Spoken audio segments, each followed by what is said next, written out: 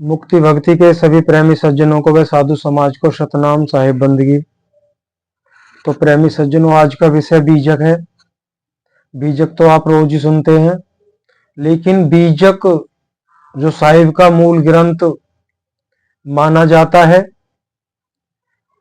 और जो भी अन्य ग्रंथ हैं, कबीर सागर, कबीर मंसूर, अनुराग सागर और भी ये सब बाद की रचनाएं हैं। लोगों ने अपने अपने अनुभव के आधार पर उनकी रचनाएं की हैं, लेकिन मूल ग्रंथ बीजक। तो साहिब ने बीजक का अर्थ क्या है समझते हैं। बोला भी गया है, बीजक बित बतावे जो बित गुप्ता होए, ऐसे शब्द बतावे जीव को बूझे बिरला कोय। तो बीजक बित बतावे, बित क्या होता है? धन, गुप्त धन। बीजक उस गुप्त धन का पता बताता है जो सार सबद स्वरूप महाचेतन सत्पुरुष परमपिता परमात्मा ने आदि शक्ति महामाया और ज्योति निरंजन से छुपाया गया है। उस धन का पता बताता है बीजक। और वह धन क्या है? वह आत्म धन, आत्मा का वास्तविक निज स्वरूप, वह गुप्त, वह आत्म धन गुप्त है। उसको कोई भी बगैर भेदी गुरु के उस अवस्था तक नहीं जा सकता है, उसका उस स्वरूप का साक्षात्कार नहीं कर सकता है किसी भी हालात में। लेकिन कह रहे ऐसे शब्द बता में जीव को बूझे बिरला कोई। लेकिन इस अवस्था को समझने वाला कोई विरला होता है। अब हम सोचेंगे विरला कैसे होता है। बहुत कबीर पंथ, बड़े बड़े आश्रम खुले हो रहे हैं, कबीर पंथ में बहुत गुरु हैं, अन्य पंथों की तो बात ही नहीं कर रहे। और सभी पंथों में लाखों में शिष्यों की भीड़ है, तो सभी तो पूछना चाहते हैं उस वेद को। नहीं, देखा देखी की भीड़ ज्यादा है, सत्य को जानने वाला कोई है। अभी पिछले सत्संग में बताया गया था, जब हमारा जन्म होता है तो हमें विरासत में बहुत सारी चीजें मिलती हैं। घर, दुकान, जमीन, जायदाद, रुपया, पैसा, मान, प्रतिष्ठा और पूजा पद्धति, ये हमसे नहीं छोड़ी जाती हैं। अगर हम अपने अगल बगल में आजू बाजू में देखें, दूर जाने की आवश्यकता नहीं है। कोई कितने ही बड़ा पुराना सत्संगी क्यों नहीं है,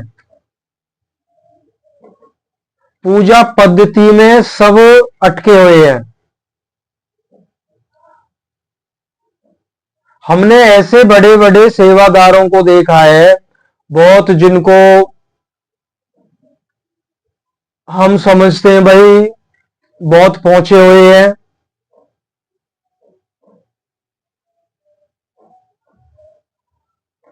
वो मतलब जो हम करते हैं, आज वीरवार है, आज मंगलवार है, आज शुक्रवार है, आज शनिवार है, ये नहीं करना, वो नहीं करना। नवरात्रे जब आ जाते हैं, हम कितने ही बड़े सत्संगी हैं, हम बाल नहीं कटाते, हम दाढ़ी नहीं बनाते।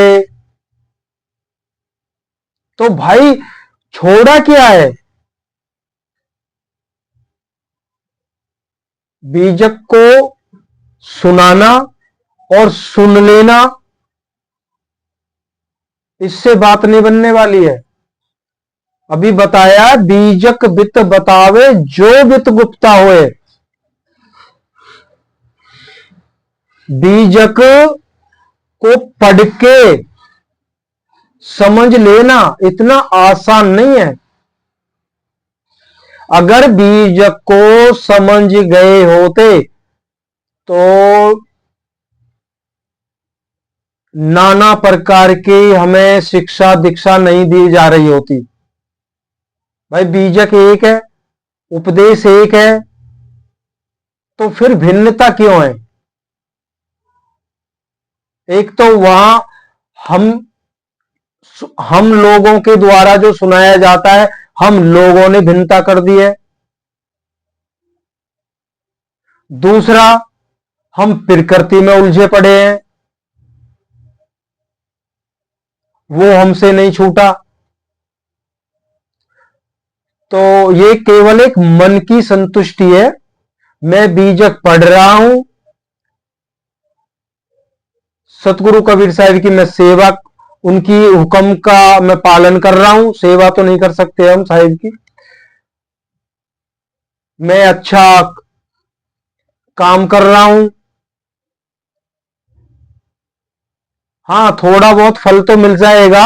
अगर हमारा उद्धार नहीं हुआ लेकिन हमारे वचनों से किसी का उद्धार हो गया तो थोड़ी रियायत हमें मिल सकती है, लेकिन कब मिलेगी? वो भी कब मिलेगी? वो तब मिलेगी बीजक को अगर समझ गए हैं, उस समझ को हम आगे भाइयों तक रखें। अब बीजक तो हम समझे नहीं है, बस जो आया वो सुनाते। अगर समझ गए होते तो सबका एक ही मत होता, लेकिन ऐसा हो भी नहीं सकता है। सृष्टि के रचयिता है, वो बहुत उनमें और परमात्मा में, महाचेतन सार स्वरूप परमात्मा और स्वयं सिद्ध चेतन आत्मा, कोई फर्क नहीं है, फर्क थोड़ा सा है।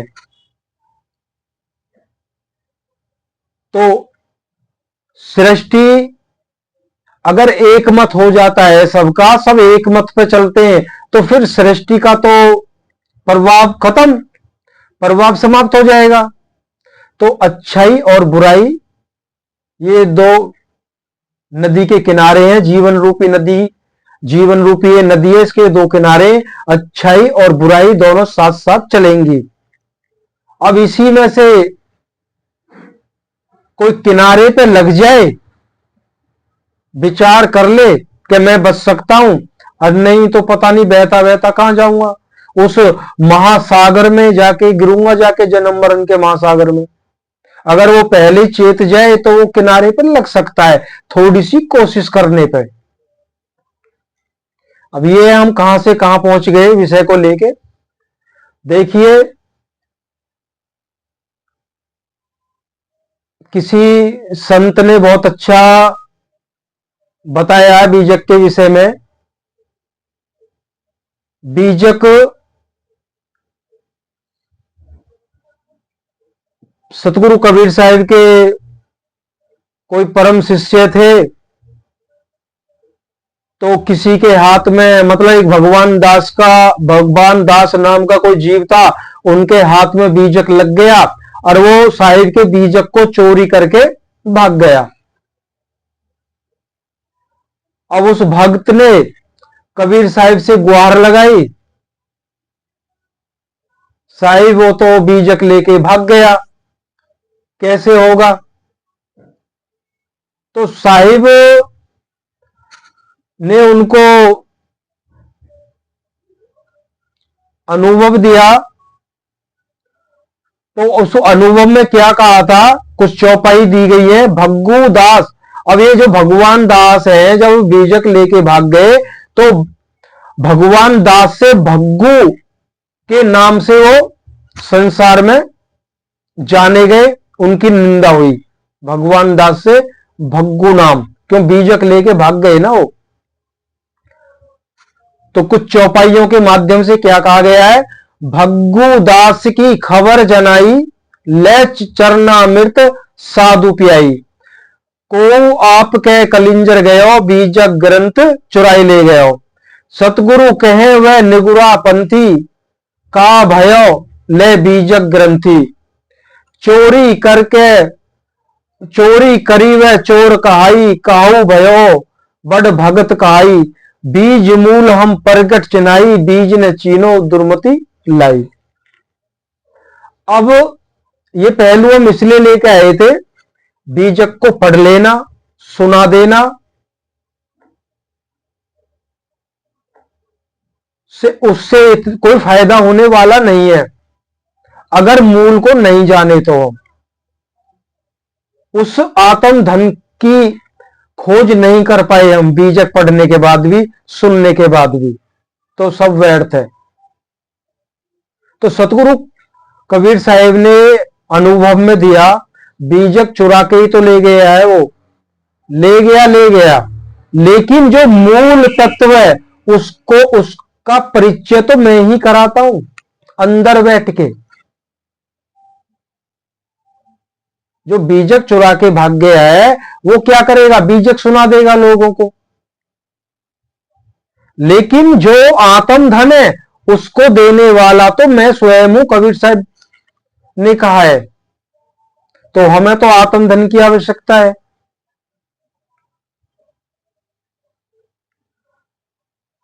और बीजक को ऐसे समझते हैं, आज थोड़ा सा लेते हैं। किसी महापुरुष ने बीजक के विषय में भी अच्छा बताया था। एक छोटे से वृत्तांत समझते हैं, बीजक है क्या। देखिए, कोई सेठ होता है, संक्षिप्त में समझते हैं, उसके 4 पुत्र थे। सेठ का अंतिम समय आया तो उस सेठ की हवेली में एक, जैसे गुरु नानक देव जी के गुरु घर, गुरुद्वारों में जो कुंभद से बने होते हैं ऊंचे ऊंचे, या गिरजा उसमें मस्जिदों में ऊंचे ऊंचे गुम्मद से बने होते हैं, तो ऐसा एक गुम्मद बना हुआ था। तो सेठ जी का अंत समय आ गया तो वो अपने पुत्रों से कहने लगा, अपने पास बुलाया, कह रहे ये मेरी बही है। बही होते हैं जिसमें हिसाब किताब लिखते हैं सेठ लोग। कह रहे ये मेरी बही है, इस बही में जो मेरे पास खजाना जो मैंने आज तक जोड़ा है जीवन में, इस बही में उस खजाने का पता लिखा हुआ है, तो मेरे बाद उसको आप चारों भाई बांट लेना। अब सेठ जी तो चोला छोड़ गए। अब उनका जो भी क्रियाक्रम जो भी करना होता है 10-12 दिन में अपना करके फारिग हो गए। अब भाइयों ने कहा भाई उस बही को लेके आओ। अब यहां पे बही आप बीजक समझना, बही का नाम, बही का उदाहरण देके आपको बीजक की मतलब बीजक है क्या, कैसे गुप्त धन को बताता है। और वो बही को ले आए तो बही में उन्होंने पन्ने पलटे जब, तो उस पे लिखा हुआ था गुप्त धन का पता, जो भी सेठ जी ने लिखा है। तो उसमें लिखा था घर के अंदर जो गुम्मद बना हुआ है, तो फलाने महीना फलानी तारीख और समय भी लिखा है। मान लीजिए 4 बजे लिखा है, ये मान लेते हैं शाम के 4 बजे। उस समय धन को निकालोगे तो आपको प्राप्त हो जाएगा। और वो आपस में विचार करने लगे, तो वो जो उसमें महीना लिख रहा था, तो वो महीना अगला ही था, आने वाला था। उन्होंने कहा भाई इंतजार करते हैं, पिताजी ने लिखा है तो कुछ रहस्य होगा। अब सीधा सीधा पढ़ लिया, जैसे हम सब बीजक पढ़ते हैं ऐसे उन्होंने पढ़ लिया। जब वो समय आया, वही तारीख आई, समय अपना सारे इंतजाम कर लिए उन्होंने, और जब वो समय आया तो एक भाई चढ़ा उस गुम्मद पे, पौड़ी लगा के सीढ़ी लगा के जैसे भी चढ़ गया। अब जैसे ही 4 बजे का वक्त हुआ तो लिखा था इस गुम्मत में, मटके जैसा ऊपर होता है, इस गुम्मत में मेरे सारे जीवन की पूंजी है। अब उस भाई ने जैसे ही 4 बजे तो गुम्मत तोड़ दिया।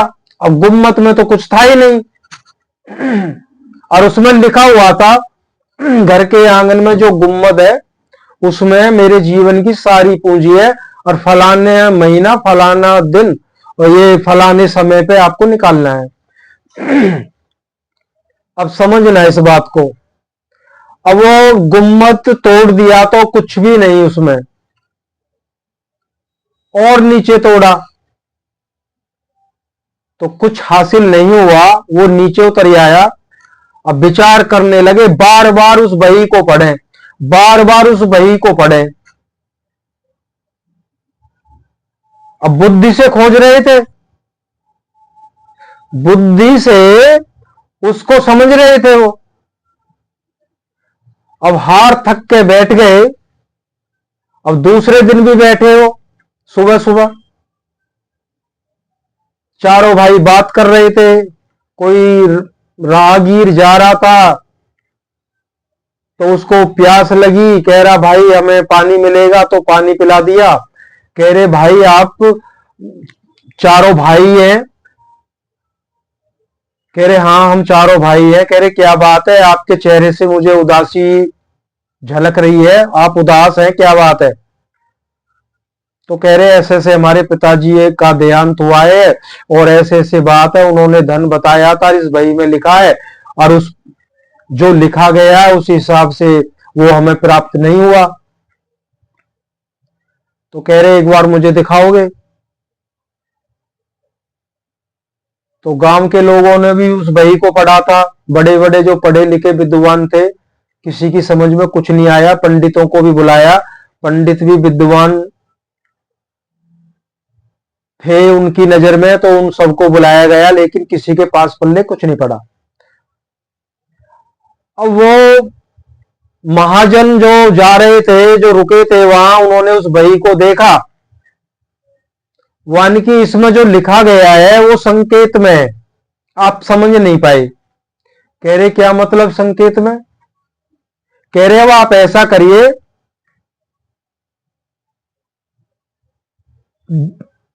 जो जैसे गुम्मद बना हुआ था इसको बिल्कुल वैसा ही बना दीजिए, उतनी ही ऊंचाई, जितना तोड़ जैसे तोड़ा है, जितना तोड़ा है उसको दोबारा से फिर वैसा ही बनवाइए।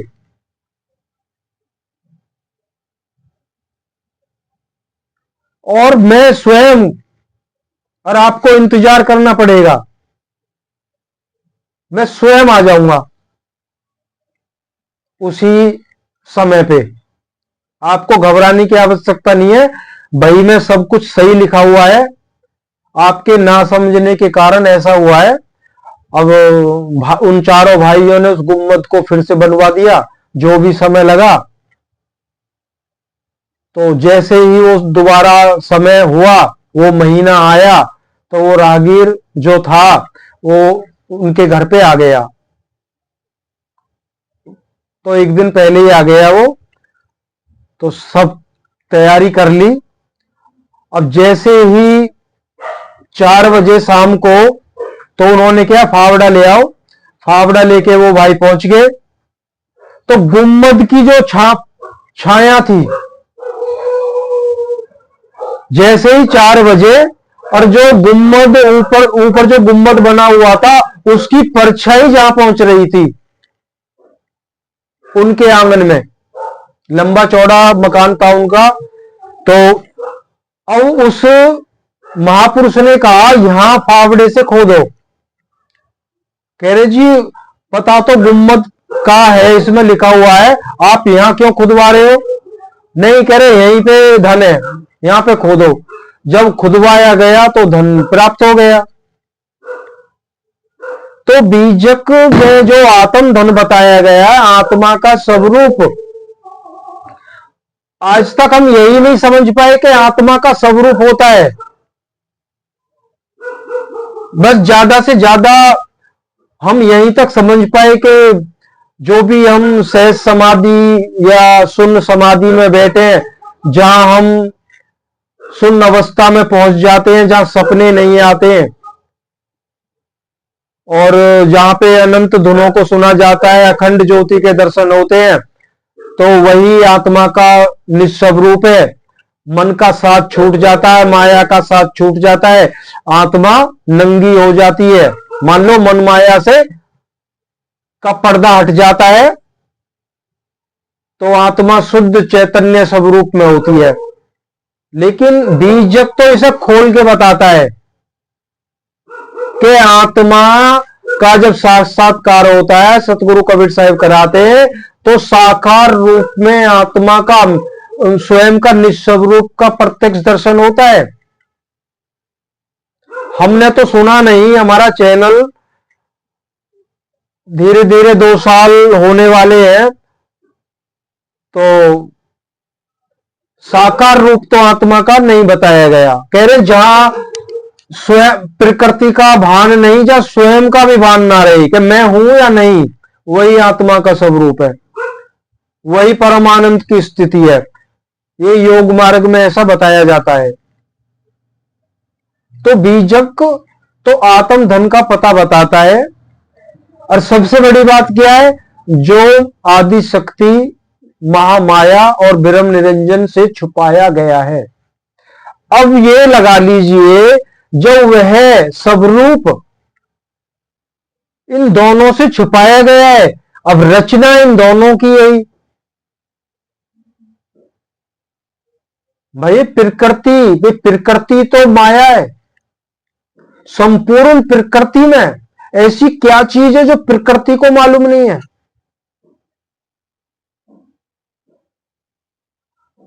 पैर के अंगूठे से लेके सर की चोटी तक ही क्या है? प्रकृति है। 3 गुण 5 तत्व से निर्मित है, जड़ और चेतन मिश्रित है। तो फिर ऐसी क्या चीज है जो प्रकृति जिससे अनजान है? तो सभी अपने निस्वरूप को भूले हुए हैं। जो सतगुरु कबीर साहब के वचनों पे विश्वास करता है, उसको वह आत्म धन की प्राप्ति होती है। लेकिन हमें क्या मिलता है? अब जो कह रहे थे कहीं भी चले जाएं हर जगह भिन्नता है, तो कुछ ना कुछ तो हमें देते हैं गुरु लोग। कोई कैसा मंत्र दे रहा, कोई कैसा मंत्र दे रहा, कोई कौन सा नियम दे रहा है, कोई तरह तरह के, भाई ऐसा संयम करना, ये करना, वो करना। नहीं देंगे तो शिष्य है तो सोचेगा ये तो कोई गुरु गुरु है ही नहीं, इसके पास तो कुछ है ही नहीं। गुरु वह होता है जो मार्ग दे रहा है। जाप नहीं देगा आपको कुछ भी, वो देने की वस्तु ही नहीं है। देने वाला अंदर बैठा है, वो देगा। वो कब देगा, वो कब खुश होगा, कब उसकी दया हम पे होगी, उस रास्ते को समझाता है पूर्ण गुरु। और सतगुरु कबीर साहिब ने कहा है, जो पूर्ण रास्ते को जानता है उससे बड़ा कोई ज्ञानी और उससे बड़ा कोई गुरु नहीं है। और वो मेरा आत्मीय भी है, मुझे अत्य प्यारा है वो जीव जो मुक्त सत्य मार्ग को जानता है। केवल जानकार। लेकिन ज्यादातर तो हम उलझाए जाते हैं। भाई सीधी बात है, जब हमें हम फंसे हुए हैं, जन्म मरण के घोर जंगल में फंसे हुए हैं, हमें रास्ता नजर नहीं आ रहा, हम भटक गए हैं, भूल भुलैयों में फंस गए हैं। अगर कोई महापुरुष आके हमसे ये कह दे भाई सीधा जाना है, कुछ दूर चलोगे तो आगे से आपको दाएं जाना है, बाएं जाना है, या थोड़ी देर वहां पे कुछ दिखाई नहीं दे रहा, कुछ भी सुनाई नहीं दे रहा है, तो आप थोड़ा सा अपना ध्यान करके कुछ आवाज सुनेंगे। तो कुछ जैसे अभी पीछे कुत्ते भी भौंक रहे थे, आपको आवाज आ रही होगी, रात का समय है, अभी भी जो ये सत्संग बना रहे हैं कह रहे आपको कुछ ना कुछ आवाज आएगी, किसी कुत्ते रात को ज्यादा भौंकते हैं, थोड़ी बहुत जब ध्यान करोगे तो जरूर आवाज आएगी। तो आपको महसूस होगा कि किस दिशा में कोई बस्ती है, तो उस दिशा की तरफ आप अपना सुरत लगा लेना। तो वैसे तो आप इस अंधकार में नहीं जान पाएंगे मुझे किधर जाना है, लेकिन वो कह रहे हैं आप जब कुछ दूर चलोगे और कैसे जाना है उसने बताया, कुछ आगे चलना है, थोड़ा दाएं, वहां से फिर सीधा जाना, फिर बाएं हो जाना, फिर आगे जाके कुछ ऐसा होगा। तो वहां थोड़ा सा एकाग्रता होके सुनने की कोशिश करना, तो कुछ ना कुछ आपको सुनाई देगा, बस सीधे चलते चले जाना तो वह वस्ती आ जाएगी। अब एकाग्र कहां होना है, शून्यवत अवस्था में हमें पहुंच जाना, सहज समाधि में बैठना है, बिल्कुल रोज प्रैक्टिस करनी है। सतगुरु कबीर साहिब का नाम लेके जैसे ही सुरत एकाग्र, मन निश्चल होगा, एकाग्रता में आएगा, तो कुछ ना कुछ उस